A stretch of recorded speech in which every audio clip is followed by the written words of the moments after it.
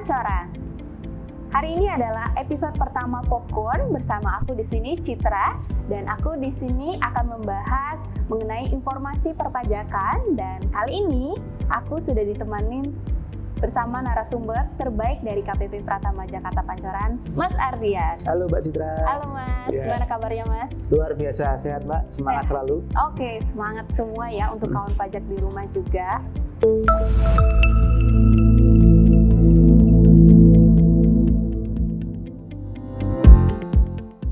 Oke, untuk informasi untuk kawan pajak semua, Popcorn ini adalah wadah edukasi yang dibentuk oleh KPP Pratama Jakarta Pancoran untuk dapat menyampaikan informasi seputar perpajakan kepada kawan pajak semua dengan cara yang lebih santai dan menyenangkan. Seperti popcorn yang kita nikmati pada saat waktu santai kita, diharapkan kawan pajak dapat menikmati popcorn podcast Pajak Pancoran di waktu-waktu santai kawan pajak semua.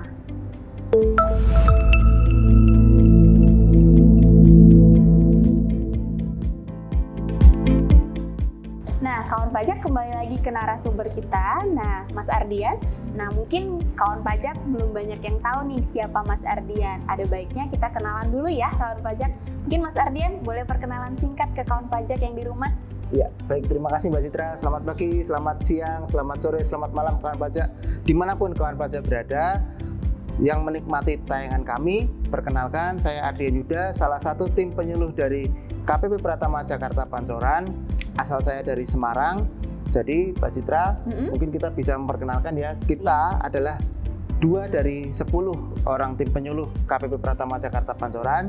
Jadi bagi kawan pajak yang masih merasa kesulitan tentang apapun itu, tentang aturan perpajakan, tentang konsultasi perpajakan, silakan bisa datang ke kami, silakan bisa menikmati podcast kami, silakan bisa mengikuti sosialisasi dari kami. Kami berusaha memberikan pengetahuan, memberikan informasi mengenai perpajakan kepada kawan pajak. Ya, gitu ya kawan pajak, perkenalan singkatnya. Jadi kalau misalnya kawan pajak ada butuh informasi perpajak apapun, boleh nih silakan komen nanti di kolom komen ya.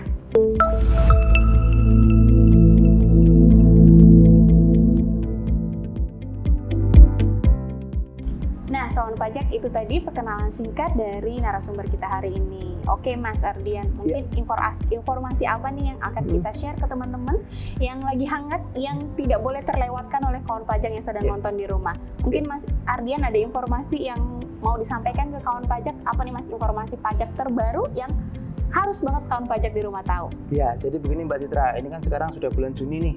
Oke, mungkin kawan pajak banyak tahu nih, banyak iklan gitu ya, banyak informasi, banyak melihat banner, banyak melihat spanduk mengenai PPS. Nah, PPS mungkin udah banyak yang ngelihat ya Mas ya? Iya. Tapi belum tahu nih, ini apa nih? Mungkin bisa dijelasin Mas, apa nih PPS nih? Ya, jadi begini Mbak Citra, PPS itu merupakan program pengungkapan sukarela. Nah, kawan pajak sebelum masuk ke PPS itu apa? Jadi begini, saya ingin menjelaskan sedikit. Mungkin kawan pajak juga sebenarnya sudah tahu bahwa setiap kawan pajak yang memiliki NPWP itu kan ada kewajiban, salah satu kewajibannya yang Mbak Citra adalah melaporkan SPT tahunan. Ya kan? Nah, sebenarnya kawan pajak di SPT tahunan tersebut ada beberapa hal yang harus kawan pajak perhatikan dan ini penting untuk dilaporkan Mbak Citra. Salah satunya adalah jumlah penghasilan kawan pajak, yang kedua adalah jumlah harta, dan yang ketiga adalah jumlah hutang. Nah, dari beberapa hal ini Mbak Citra, yang paling sering itu adalah kelupaan adalah jumlah harta dan jumlah hutang. Ini yang paling sering untuk dilaporkan Mbak Citra. Yang paling sering lupa iya. Sering lupa untuk dilaporkan. Nah, PPS ini berangkat dari situ kawan pajak. Jadi kesempatan yang diberikan oleh pemerintah gitu ya bagi kawan pajak yang lupa untuk melaporkan harta, kemudian dari apa yang lupa dilaporkan ini nantinya dibayarkan PPh-nya berdasarkan harta yang kawan pajak lupa laporkan. Begitu Mbak Citra. Oke, berarti ini kurang lebih seperti program yang diberikan oleh pemerintah untuk kawan pajak semua yang selama ini lupa-lupa nih untuk melaporkan hartanya di SPT tahunan. Iya, betul Mbak Citra. Gitu ya Mas ya. Iya. Jadi, mengungkapkannya di SPT tahunan itu harus totalitas ya kawan pajak, nggak cuma penghasilan, tapi harta juga, hutang juga harus diungkapkan di SPT tahunan. Kalau lupa, ada program ini PPS ya. Ada program pengungkapan sukarela. Jadi diharapkan dengan adanya program pengungkapan sukarela ini nantinya kepatuhan dari wajib pajak itu akan meningkat gitu ya. Karena memang dari pengungkapan sukarela ini PPS itu diberikan kesempatan yang seluas-luasnya. Silakan wajib pajak bagi yang lupa dicek kembali, kemudian bisa dilaporkan melalui pembayaran PPh berdasarkan harta yang diungkapkan. Seperti itu. Oke, begitu ya kawan pajak nih. Berarti bisa nih kalau lupa masih bisa ada kesempatan untuk diungkapkan nih harta yang selama ini belum diungkapkan di SPT tahunan.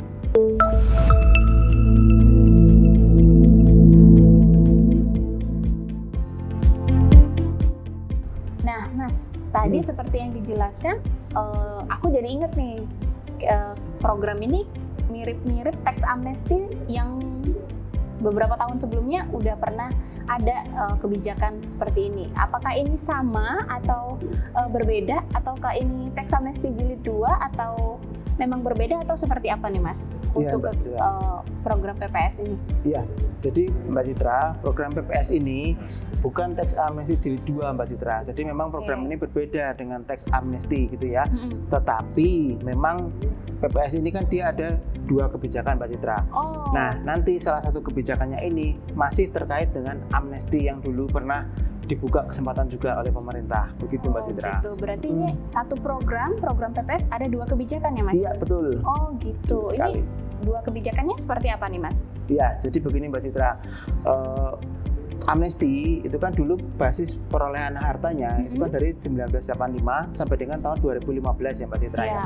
Nah, PPS ini salah satu kebijakannya untuk yang kebijakan 1 Mbak Citra itu masih terkait dengan amnesti pajak, di mana kawan pajak yang dulu mengikuti amnesti pajak itu sekarang dibuka kesempatan kembali kalau ternyata masih ada harta yang terlupa untuk diikutkan dalam amnesti pajak dulu Mbak Citra. Oke, berarti kebijakan pertama ini untuk peserta tax amnesty, betul yang sekali. masih ada harta yang lupa. Iya. Atau mungkin ada harta yang keselip ya kawan pajak ya, lupa dilaporkan pada saat tax amnesty. Iya. Nah, seperti itu kurang lebih ya Mas ya? Iya, bahwa dilihat juga basis perolehan hartanya ya Mbak Citra, bahwa perolehan harta ini adalah perolehan harta sampai dengan tahun 2015. Dan juga pesertanya ini eksklusif Mbak Citra. Kenapa dibilang eksklusif? Ya, karena hanya diperuntukkan bagi kawan pajak yang dulu mengikuti amnesti pajak saja. Baik orang pribadi ataupun badan usaha. Bagi kawan pajak yang sudah mengikuti amnesti pajak dan ternyata ada harta yang tertinggal untuk diungkapkan, nah ini ada waktu kembali nih untuk diungkapkan kembali dalam program PPS di kebijakan 1. Ibarat kalau bisa di kesempatan kedua. Seperti itu ya. Mungkin program PPS ini adalah kesempatan kedua, tapi berbeda dengan tax amnesty. Nah, itu basis perolehan hartanya dari tahun 1985 sampai 2015. Nah, kalau yang ke depannya gimana, Mas? Nah, jadi begini, untuk yang kebijakan 2, sama kebijakan 2 ini eksklusif juga. Wow, eksklusif juga nih. Iya, eksklusifnya bagaimana? Ini hanya boleh diikuti oleh kawan pajak orang pribadi, wajib pajak orang pribadi, dan basis perolehan hartanya yang lupa untuk dilaporkan itu adalah perolehan harta tahun 2016 sampai dengan tahun 2020 Mbak Citra. Khusus untuk kawan pajak orang pribadi dan perolehan harta di 2016 sampai 2020. Berarti badan kawan pajak yang punya badan usaha nggak bisa nih Mas ya? Iya, tidak bisa ikut Mbak Citra. Itu tadi kenapa dia eksklusif? Eksklusif, betul sekali. Per masing-masing kebijakan itu ada sisi eksklusifnya sendiri-sendiri. Oke, ya gitu. Seperti itu ya. Berarti kebijakan pertama dan kebijakan kedua itu tadi bedanya ya Mas ya? Iya, betul. Kalau dulu amnesti hanya 1 kebijakan ya Mbak Citra, sekarang ada 2 kebijakan, tetapi memang salah satu kebijakan tadi masih terkait dengan amnesti pajak yang dulu. Oh, seperti itu ya.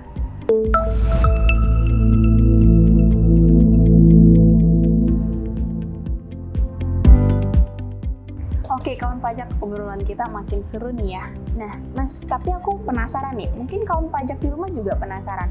Kalau misalnya tadi udah dijelaskan, masih ada kesempatan untuk mengungkapkan harta yang lupa untuk diungkapkan sebelumnya. Kalau misalnya kawan pajak mau mengikuti program ini mereka atau kawan pajak harus bayar berapa nih Mas untuk menebus PPh-nya nih, berapa nih Mas? Ya, jadi kan begini Mbak Citra, bahwa sekali lagi kawan pajak, bahwa program PPS ini itu adalah kesempatan bagi wajib pajak yang lupa untuk mengungkapkan hartanya berdasarkan basis perolehan harta dengan cara membayar PPh, pajak penghasilan, berdasarkan harta yang diungkap, gitu ya Mbak Citra ya. Nah, sesuai yang tadi sudah dijelaskan bahwa ada 2 kebijakan Mbak Citra. Nah, di masing-masing kebijakan ini kan kalau kita lihat tadi ya kawan pajak, bahwa kebijakan 1 dan kebijakan 2 dia ada basis perolehan hartanya juga. Nah, di masing-masing kebijakan ini nanti ada 3 tarif Mbak Citra. 3 tarif ya? Iya, betul sekali. Ada 3 nih kawan pajak, nggak cuma 1 nih. Iya. Nah, itu kenapa 3 nih Mas? Apa yang membedakan setiap tarifnya atau seperti apa? Ya, jadi begini. 3 tarif ini mungkin kawan pajak bisa sambil nyatet gitu ya. Ya, bisa, boleh dicatat nih. Nah, untuk kita masuk ke kebijakan 1 dulu nih kawan pajak. Ingat bahwa kebijakan 1 ini bagi kawan pajak yang dulu pernah mengikuti amnesti tetapi lupa, ada yang terlupa untuk diungkapkan gitu ya. Nah, ini ada 3 tarif. Tarifnya adalah 6%, 8% dan 11%.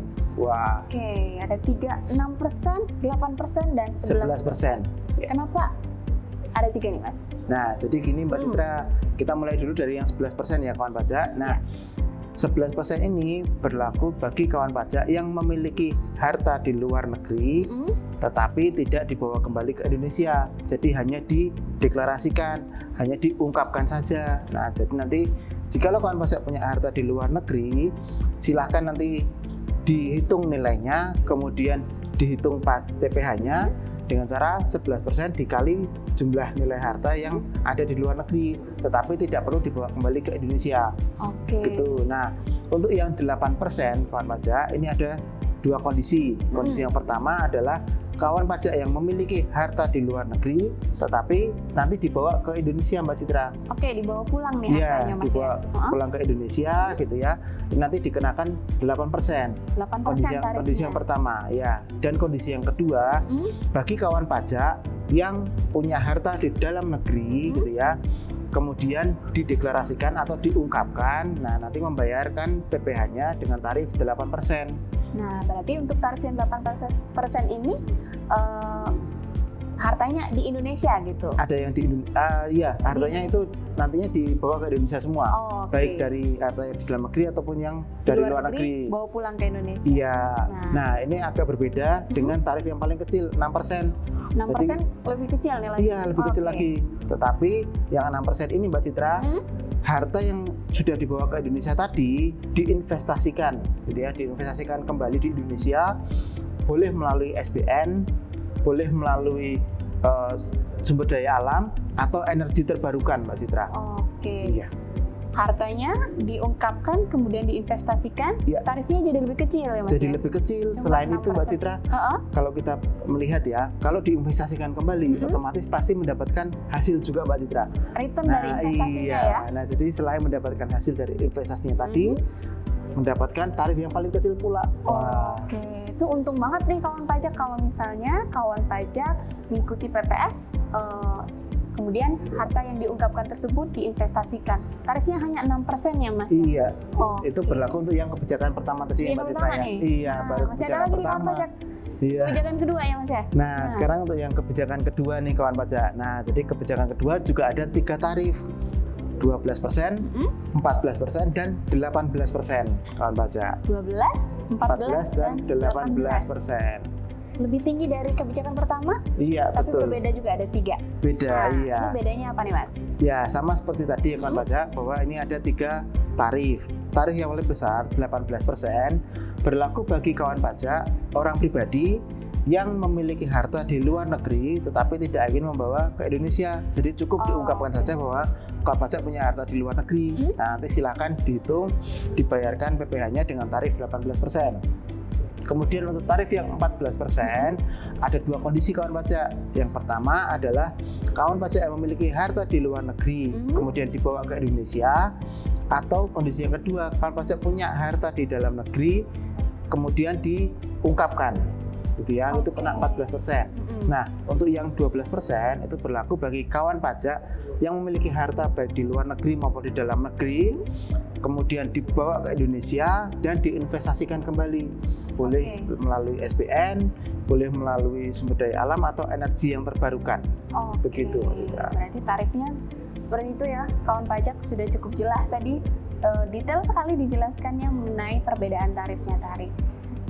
Mungkin aku bisa nyimpulin nih Mas, yang kebijakan pertama makin eksklusif ya. Iya. Udah pernah ikut TA, dikasih kesempatan kedua dengan tarif yang jauh lebih rendah dari kebijakan yang kedua. Ini untung banget nih Mas yang pernah ikut TA, kemudian dikasih kesempatan kedua lagi. Iya Mbak Citra, betul. Oke, kawan pajak.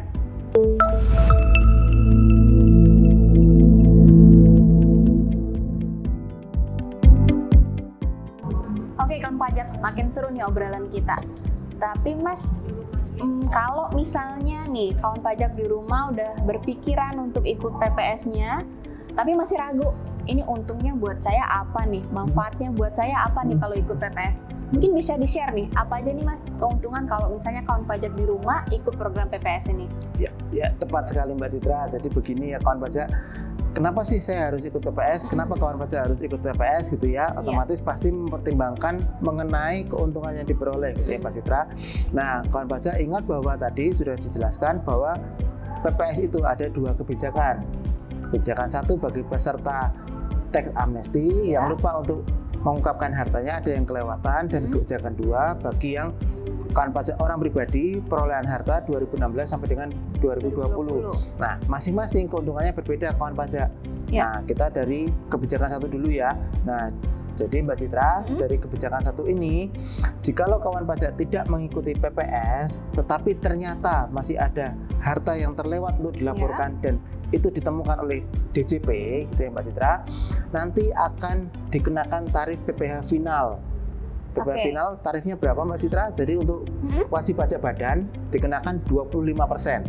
Kemudian wajib pajak orang pribadi dikenakan 30% Mbak Citra. Wow. Iya, dan itu belum ada sanksinya lagi nanti. Ada sanksinya lagi? Iya, ada tambahan sanksi 200% Mbak Citra. Bayangkan dari jumlah PPh yang tadi sudah dihitung, ada sanksinya 200% Mbak Citra. Nah, bayangkan kawan pajak bahwa tadi untuk kebijakan PPS yang di kebijakan satu ada 3 tarif, 6%, 8%, 11%. Silakan kawan pajak bandingkan dengan tadi tarif PPh final yang mungkin kawan pajak akan dikenakan jikalau memang ada harta yang ditemukan oleh DJP nantinya. Mendengarnya saja udah sanksi 200%. Besar sekali ya kawan pajak. Nah, kalau misalnya itu untuk kebijakan pertama. Kebijakan satu ya. Kalau kebijakan kedua, apa nih Mas keuntungannya untuk kawan pajak yang akan ikut PPS nih? Kalau mereka ikut, apa manfaat yang mereka terima nih? Ya, jadi untuk kebijakan 2 Mbak Citra, nanti jikalau kawan pajak tidak mengikuti PPS gitu ya, dan ada harta yang belum dilaporkan oleh kawan pajak, ditemukan oleh DJP, itu nanti akan dihitung sebagai tambahan penghasilan dari kawan pajak, gitu ya.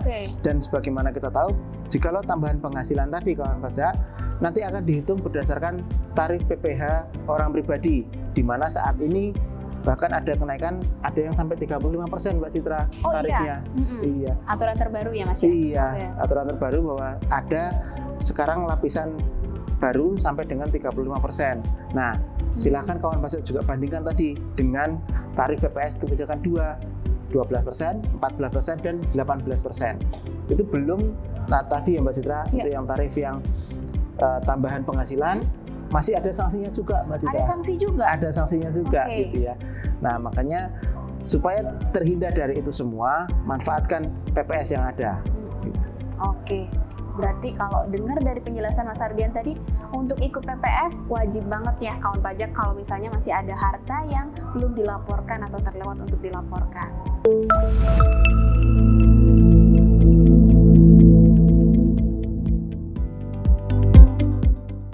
Oke, Mas Ardian, misalnya nih kawan pajak di rumah sudah yakin mau ikut, sudah paham apa tadi manfaat yang bisa mereka peroleh kalau ikut PPS.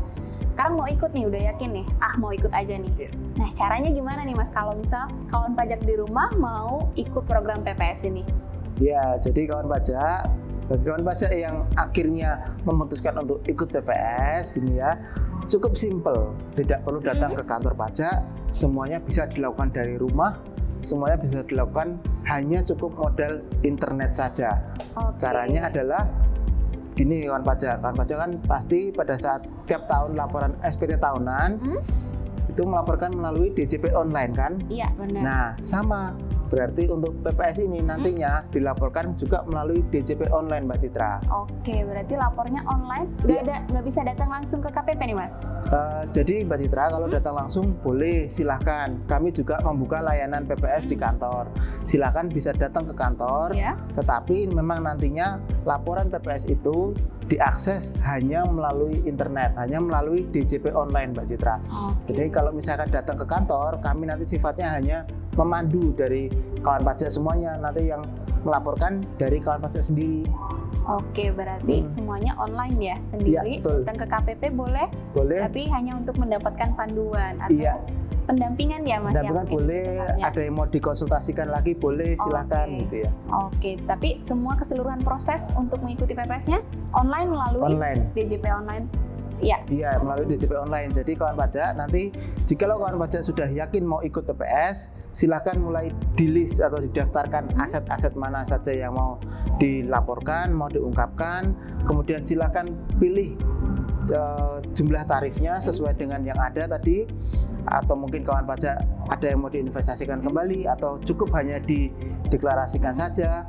Nah, silakan nanti didaftarkan dulu asetnya. Setelah didaftarkan dulu, nanti silakan kawan pajak membuat kode billing sesuai dengan tarif yang ada. Kode billingnya 411128 dan kode MAP-nya 528, Mbak Citra. Oke, seperti itu ya. Nah, maksudnya di sini tadi didaftarkan itu bikin daftar ya Mas? Ya, bikin daftar. Kemudian setelah bikin daftar, kenapa bikin daftar? Supaya kawan pajak didaftarkan semua nih asetnya, tidak ada yang terlewatkan kembali. Iya. Barangkali kalau misalkan tidak ada didaftarkan kan nanti misalkan kawan pajak punya 10 harta nih.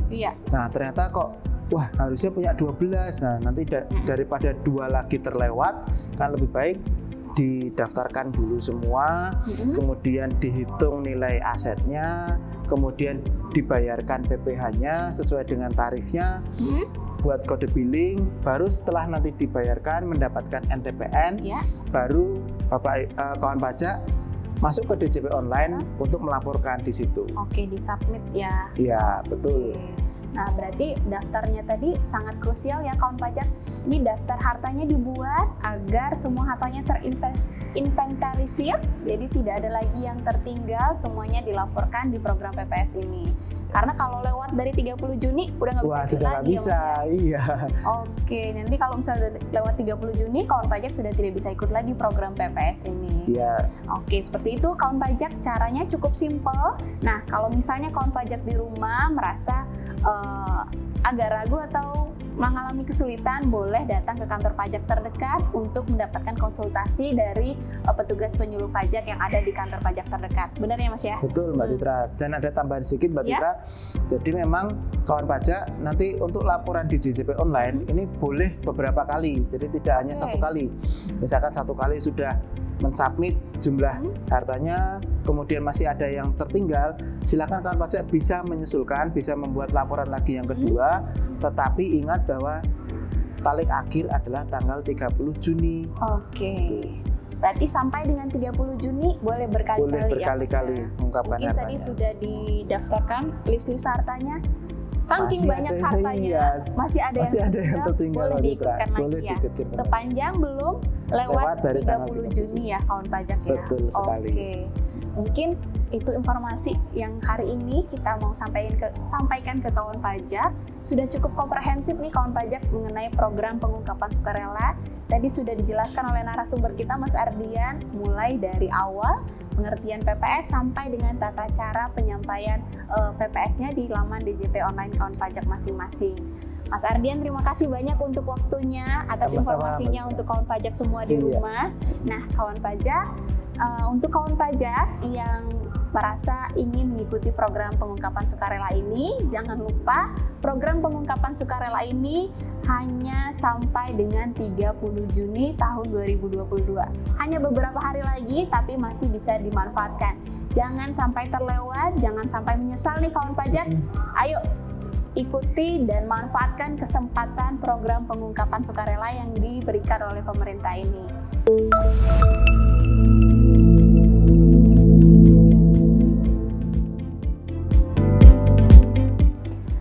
Ikuti dan manfaatkan program pengungkapan sukarela ini sebelum tanggal 30 Juni tahun 2022. Oke kawan pajak, informasi perpajakan untuk hari ini di episode pertama Popcorn sampai di sini dulu. Terima kasih untuk Mas Ardian atas kehadirannya, dan untuk kawan pajak yang sudah menonton kami ucapkan terima kasih. Dan apabila kawan pajak merasa informasi perpajakan ini bermanfaat, boleh di like, di komen, dan subscribe akun YouTube KPP Pratama Jakarta Pancoran agar ke depan tidak ketinggalan informasi terbaru mengenai perpajakan di channel YouTube KPP Pratama Jakarta Pancoran. Jangan lupa juga untuk follow Instagram kami di @pajakpancoran. Untuk kawan pajak yang sudah menonton, kami ucapkan terima kasih dan sampai jumpa di episode Popcorn berikutnya. Terima kasih, dadah!